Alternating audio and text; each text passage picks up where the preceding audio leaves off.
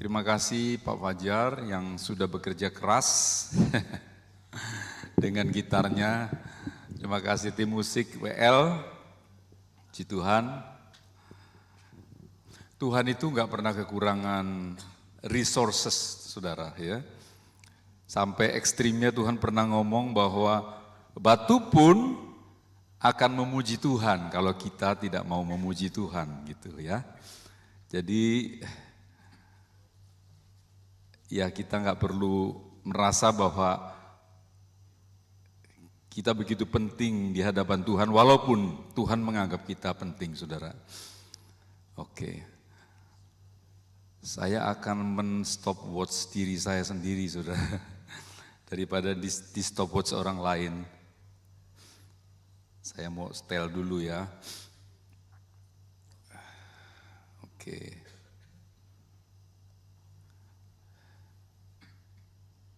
Puji Tuhan. Oke, berbicara tentang dosa, saya berharap saudara tidak alergi, saya berharap saudara tidak bosan, ya, karena memang inilah pergumulan anak-anak Tuhan, ya. Saya tahu kita punya pergumulan secara jasmani, ya, tentang pekerjaan kita, tentang keluarga kita, tentang sakit penyakit kita. Tetapi ada satu pergumulan yang menurut saya sangat-sangat penting ya untuk dilewatkan. Ya, kalau tidak digumuli ini berbahaya, saudara. Karena setiap kita menurut Roma 3 ayat 23 semua orang telah berdosa. Ya, kita sudah tahu bahwa semua orang oleh karena DNA dari Adam dan Hawa yang berdosa sehingga setiap manusia yang lahir di bumi ini sudah membawa natur dosa, ditambah dosa-dosa kita yang lain, saudara ya. Jadi semua orang berdosa. Jadi saudara jangan merasa bahwa hanya saya atau jemaat saja. Tidak, saya pun dengan Yoki tiap hari kita bergumul supaya semakin hari kita semakin kudus di hadapan Tuhan. 2 minggu yang lalu Ibu Hatin juga sudah membahas masalah kekudusan tentang dosa. Jadi ya saya berharap saudara tidak bosan-bosan untuk mendengarkan lagi tentang hal ini, saudara.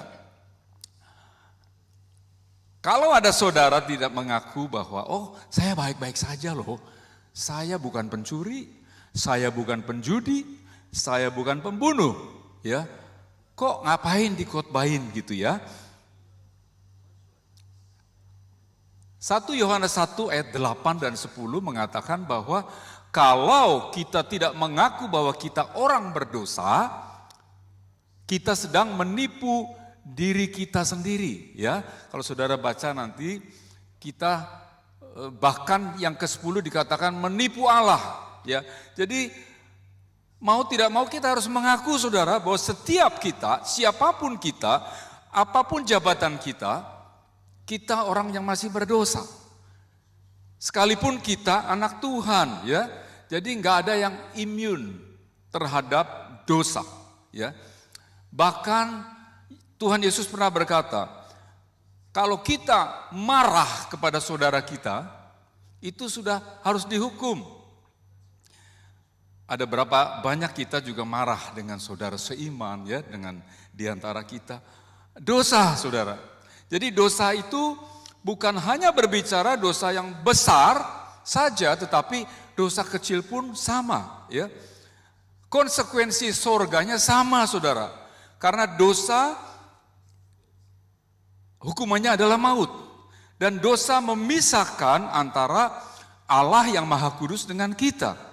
Memang konsekuensi dunianya berbeda ya, seperti misalnya orang yang dosanya pembunuh, tentu konsekuensinya bisa masuk penjara, saudara ya. Kalau saudara cuman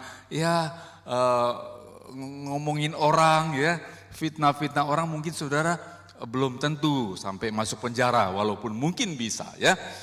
Jadi konsekuensi dunia bisa beda, tapi konsekuensi sorga sama, saudara. Setiap dosa konsekuensinya adalah maut dan juga keterpisahan dengan Allah, ya. Oke, sebentar.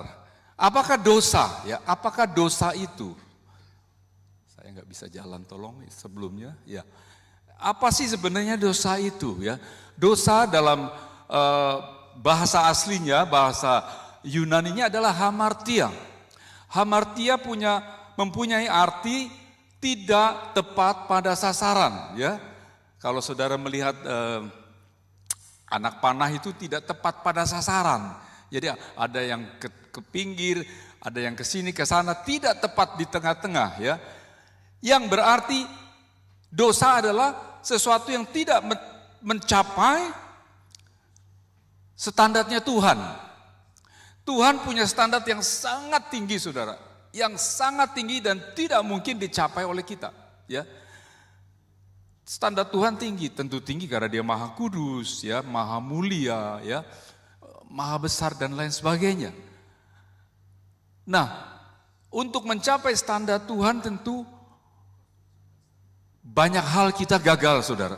Ya, sehingga mau tidak mau, benar apa kata di Yohanes ini bahwa kalau kita mengatakan bahwa kita tidak berdosa, kita sedang menipu diri kita dan kita sedang menipu Allah bahkan. Ya. Oke, jadi jelas ya bahwa dosa adalah tidak tepat pada sasaran. Apa yang Allah mau kita tidak lakukan itu dosa, saudara. Allah mau saudara tidak bersungut-sungut, saudara bersungut-sungut, saudara sudah berdosa. Allah mau saudara untuk berdoa, saudara tidak berdoa, saudara berdosa. Ya, jadi kita harus mengakui bahwa tidak ada orang yang tidak berdosa, tidak ada orang yang suci kudus tanpa dosa. Ya, kita pun masih berdosa, ya, pendeta masih berdosa. Oke. Nah, keadaan ketika saudara dan saya jatuh dalam dosa, ya, bagi orang yang sudah tahu kebenaran, yang sudah terima Yesus, ya, ada beberapa yang saya tulis di sini. Yang pertama adalah rasa bersalah. Ya, setiap anak Tuhan ketika jatuh di dalam dosa pasti punya perasaan bersalah, ya.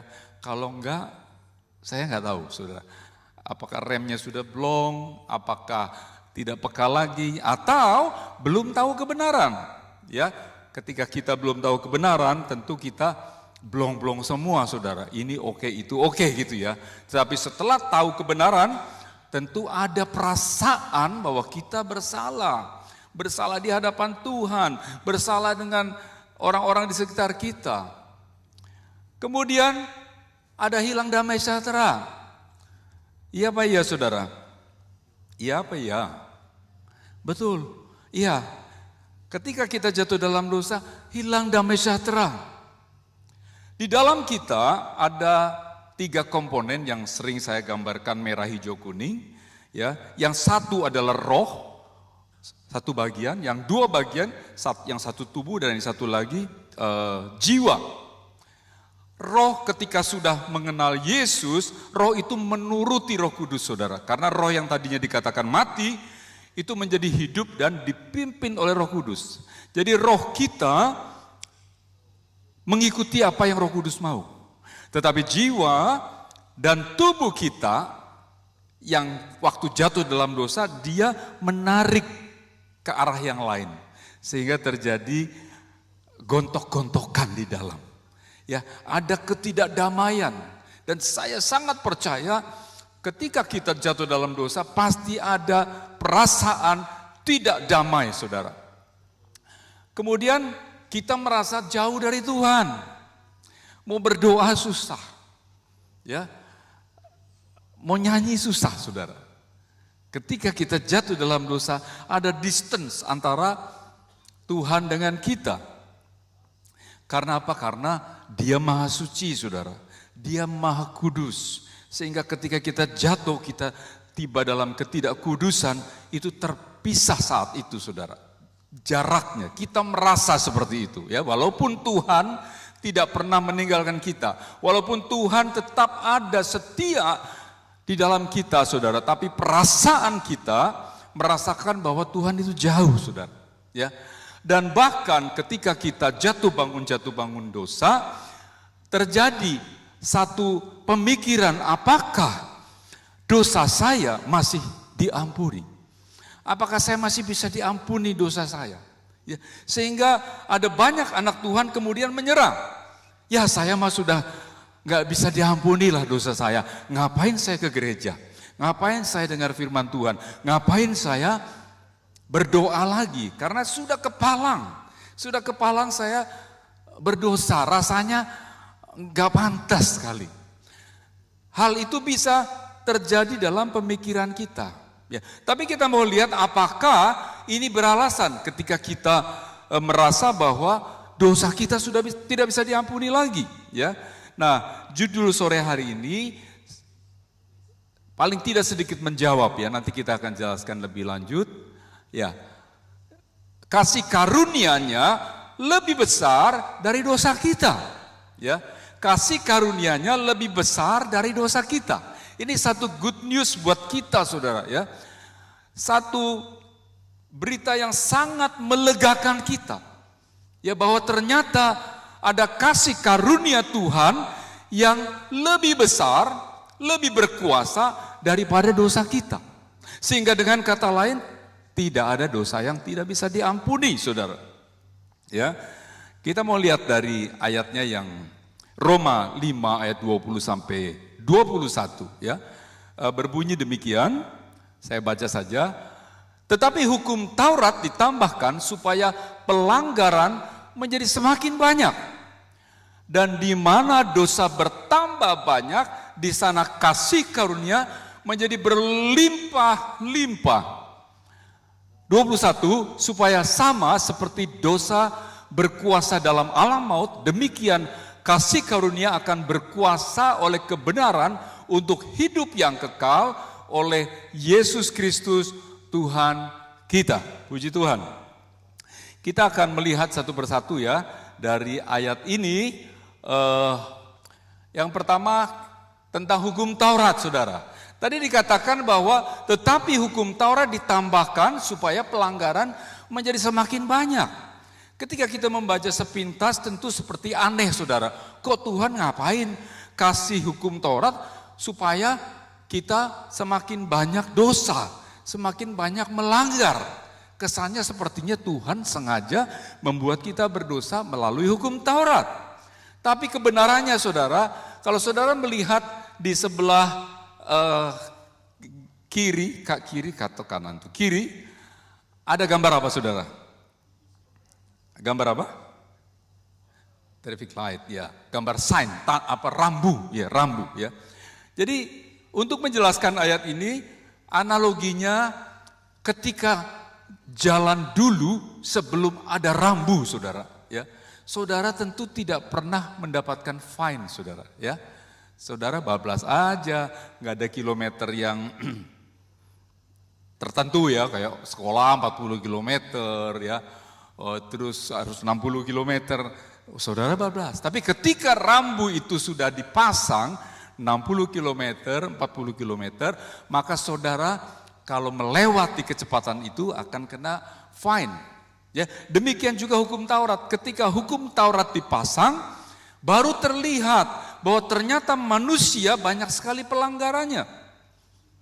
Ya, karena manusia yang berdosa itu standarnya sangat jauh dengan standar Allah sendiri.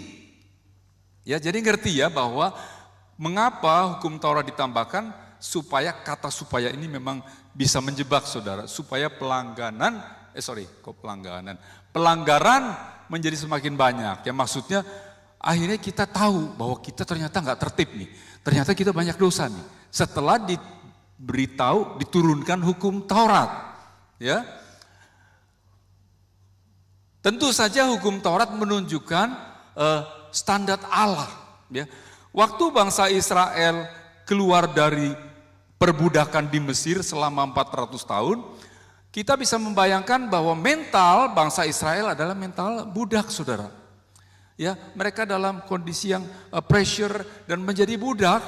Sedangkan Tuhan memilih bangsa Israel adalah bangsa yang pilihan. Bangsa yang akan menurunkan Mesias.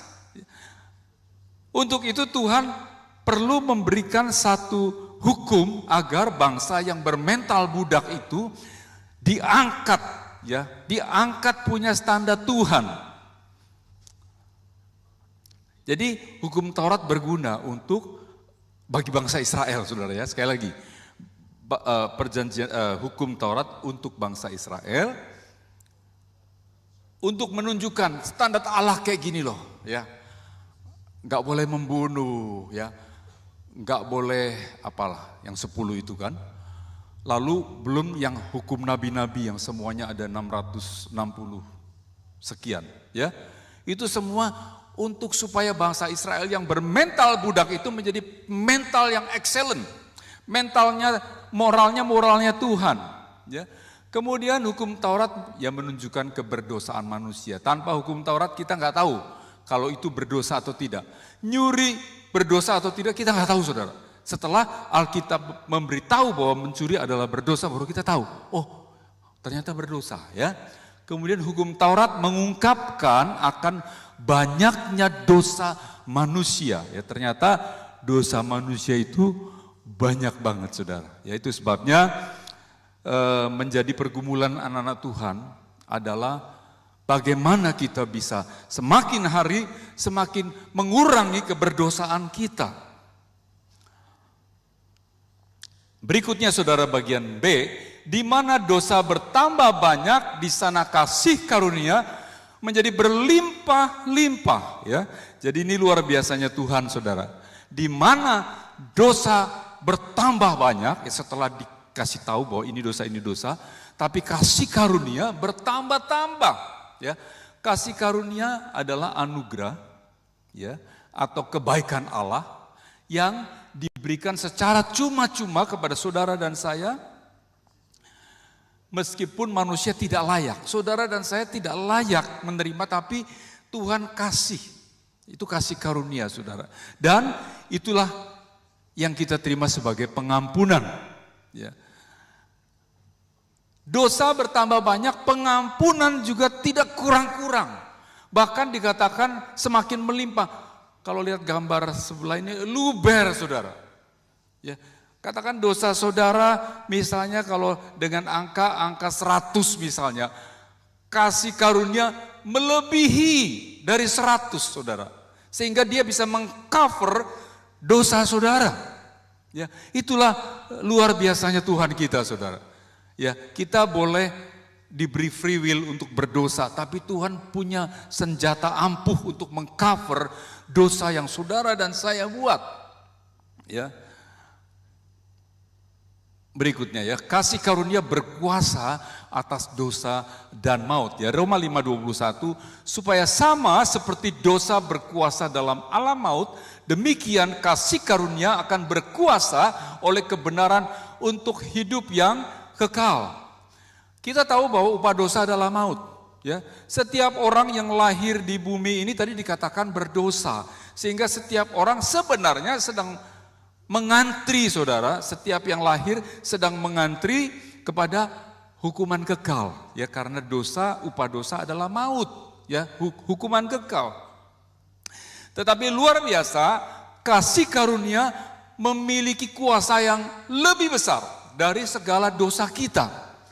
Dan kasih karunia ini mampu untuk mengatasi dosa dan membebaskan kita dari maut. Itu Tuhan kita, saudara.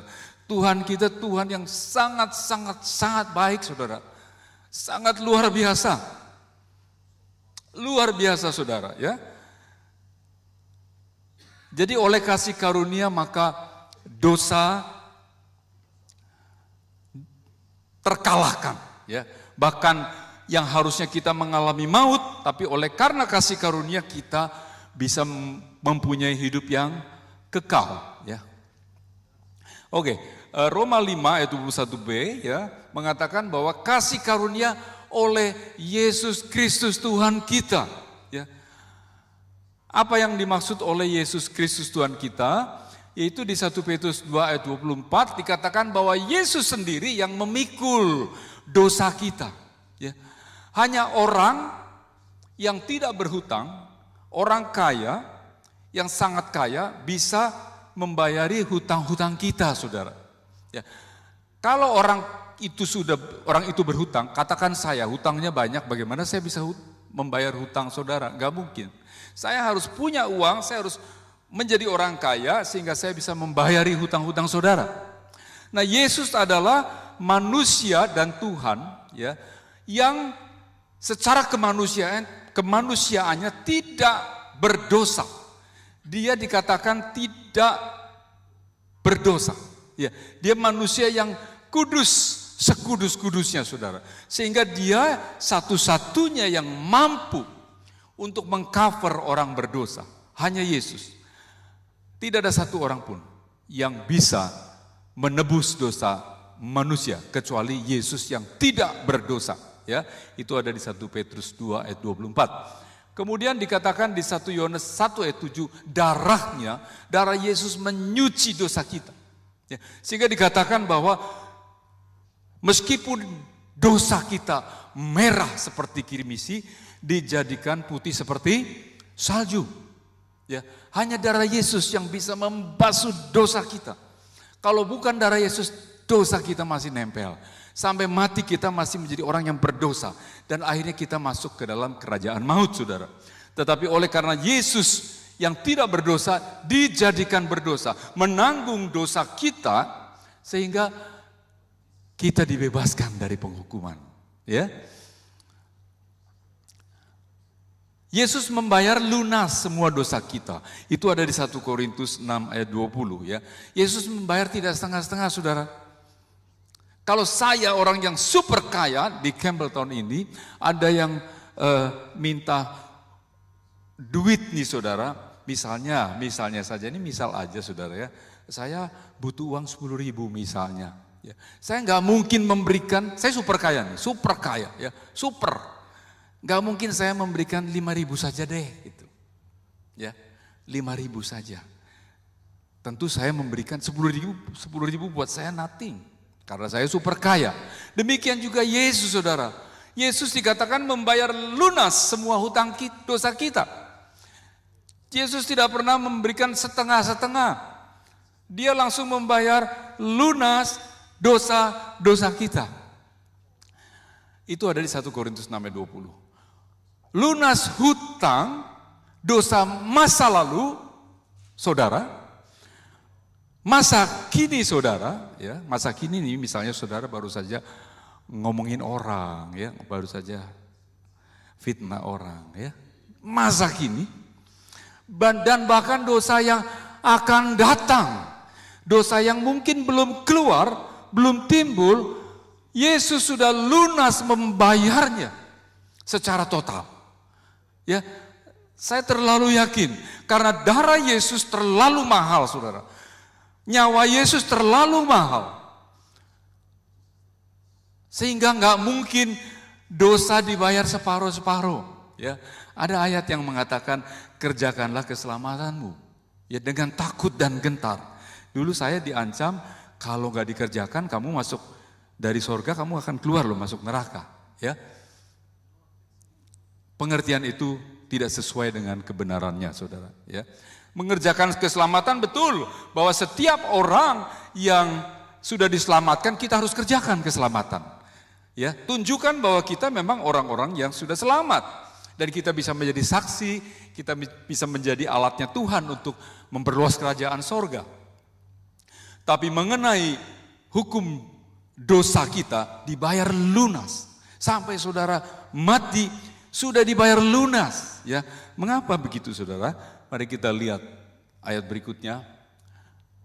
Yesus menyelesaikan misi penyelamatannya tuntas, ya, nggak setengah-setengah. Pada waktu Yesus memulai pelayanannya,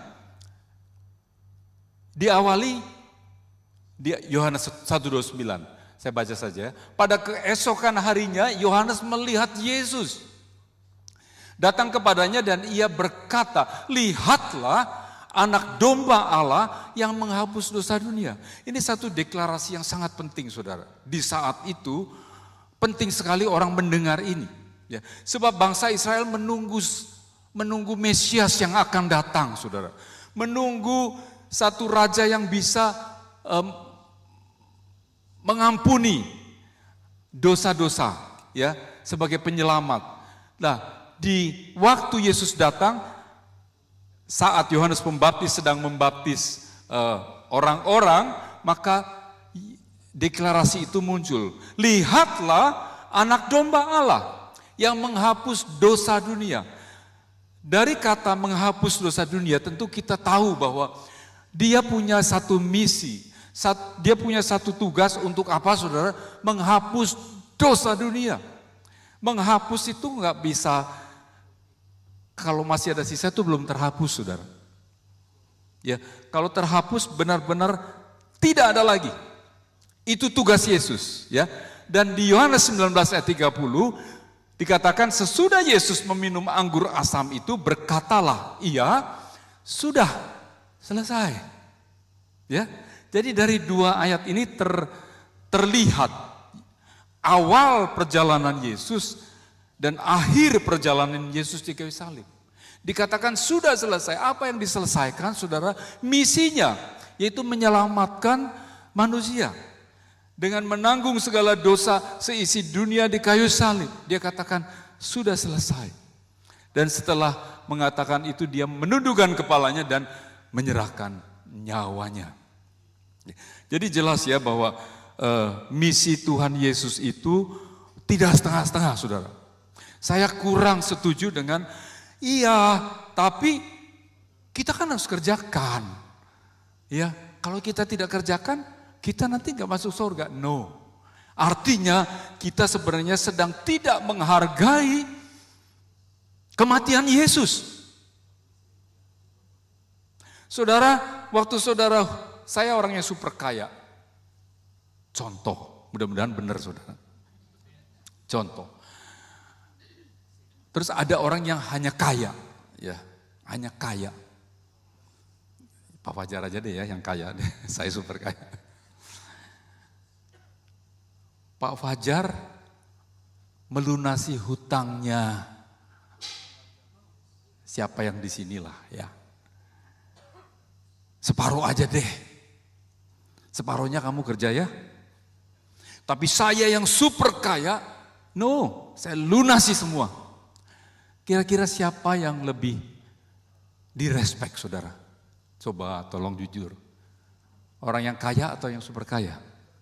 Yang super kaya, saudara. Jadi dengan pengertian bahwa dosa kita sudah lunas, total dibayar, kita menghargai bahwa pengorbanan Yesus itu sungguh luar biasa. Tapi kalau saudara hanya, iya tapi kan kita harus ngerjain juga supaya kita bisa selamat. Artinya saudara sebenarnya kurang menghargai Yesus. Yesus cuma kasih separuh, seperti Pak Fajar. Tapi Yesus tidak setengah-setengah, saudara. Dia dengan nyawanya membayar total seluruh hutang dosa kita. Sehingga kita akan lebih menghargai, saudara. Ya, dan kita tidak bangga dengan diri kita. Iya, saya kan kerjakan loh keselamatan saya. Kalau saya nggak kerjakan, saya mana mungkin. Lalu berarti Yesus buat apa? Yesus di kayu salib tergantung untuk apa, saudara? Ya, jadi jelas bahwa dikatakan sudah selesai, sudah selesai. Ya, kita hanya menerima pengampunan yang dari pekerjaan Tuhan di kayu salib. Berikutnya saya kira yang terakhir.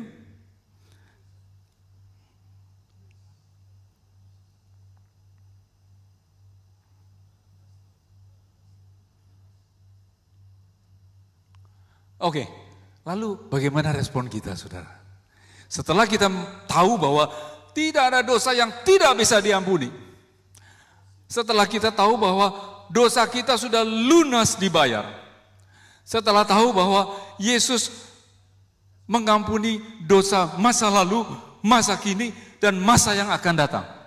Apa respon kita? Apa kita seenak-enaknya, saudara? Ya udahlah, berbuat dosa lagi aja, kan sudah diampuni. Tentu tidak, saudara ya. Saya percaya saudara tidak seperti itu. Ya. Responnya adalah akui. Kita harus mengakui dosa yang kita buat dan bertobat. Mazmur 51:17 mengatakan bahwa persembahan hati yang hancur lebih berharga, saudara. Ketika saudara mengatakan, Tuhan, aku jatuh lagi Tuhan. Aku jatuh lagi, ampuni saya Tuhan Yesus. Minta ampun bukan berarti saudara merasa belum diampuni. Kita sudah diampuni, tapi at least mengakui bahwa saya jatuh lagi. Dan kemudian bertobat, ya. Itu hati yang hancur, saudara. Tuhan senang dengan hati yang hancur. Itu sebagai persembahan yang lebih harum daripada persembahan saudara. Kemudian respon yang kedua, melupakan dosa. Ya. Mazmur 103 ayat 12 mengatakan Tuhan menjauhkan pelanggaran kita sejauh timur dari barat. Nggak ketemu, saudara.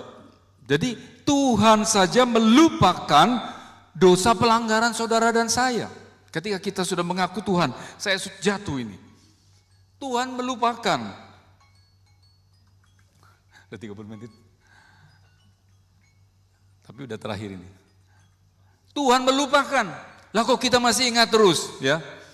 Ketika saudara sudah selesaikan, Tuhan, saya jatuh lagi Tuhan. Akui bahwa kita jatuh lagi, sudah selesai. Jangan terus, aduh kemarin kok gue kenapa jatuh lagi ya. Hati-hati saudara, Roh Kudus ingatkan saudara, memang betul untuk saudara bertobat dengan dosa itu.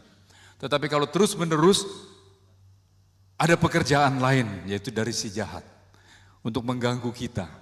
Ya, untuk membuat kita seolah-olah dosa kita belum pernah diampuni. Kita terus merasa bersalah. Udah gak pantas, dia mendingan gak usah ke gereja.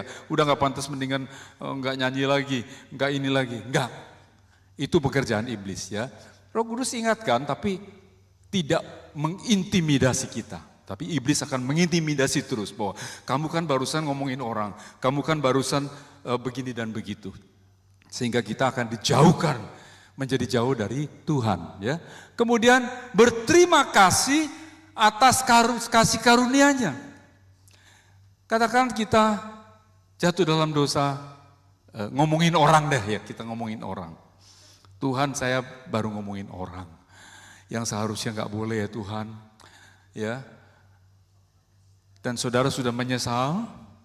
Terima kasih Tuhan bahwa dosa itu, ya sebut sajalah dosa apa, dari A sampai Z.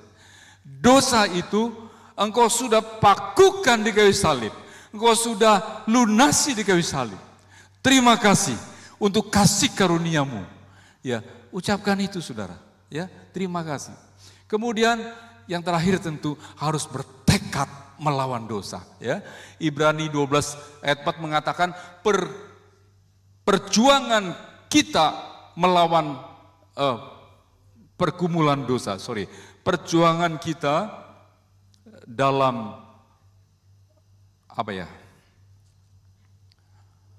perjuangan kita dalam melawan dosa itu tidak sampai mencucurkan darah, ya. Ibrani mengatakan 12 ayat 4. Jadi saudara diberi kekuatan sebetulnya oleh Tuhan untuk bisa melawan dosa yang saudara mau langkai. Ada kekuatan. Dan itu tidak seberapa saudara, tidak sampai dikatakan mencucurkan darah. Kalau mencucurkan darah berarti sudah luar biasa. Dan juga ada ayat mengatakan bahwa pencobaan yang kamu alami tidak melebihi daripada kekuatan kita. Jadi jangan pernah mudah menyerah dengan godaan dosa. Ya sudahlah, namanya roh kuat daging lemah, sudahlah. Jangan saudara, ya. Jadi Tuhan sudah memberi kekuatan untuk kita melawan dosa. Dan Ibrani mengencourage untuk kita harus kita lawan itu dosa. Saya tidak mengatakan bahwa kita harus sempurna saudara. Kita memang belum sempurna. Kita masih jatuh bangun. Tapi Tuhan panjang sabar saudara ya. Tuhan itu mengatakan bahwa 7 kali orang benar jatuh, 7 kali orang benar bangkit. Jadi kalau ada yang jatuh itu ya jangan putus asa ya. Bangkit lagi, bangkit lagi. Oke, saya kira hanya itu saja.